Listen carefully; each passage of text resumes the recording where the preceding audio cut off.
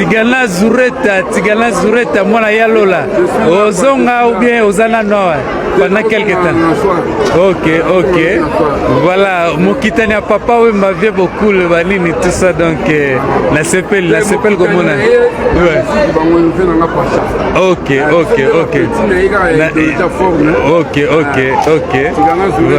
Voilà. Ok. Ouais.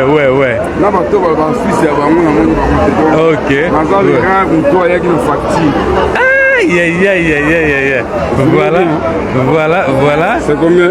Donc 9900, 100 on appelle ça qui il y a vendu, c'est ça 10 000.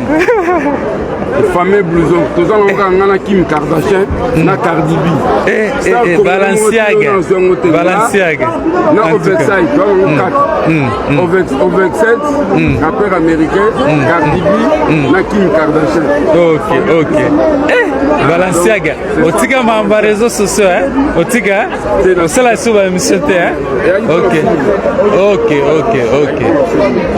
Voilà, plaisir à tous. Ouais. Oui. Yango, 10 000. Les fameux blouson dont on parle, 10 000 euros. Vraiment, plaisir à trop.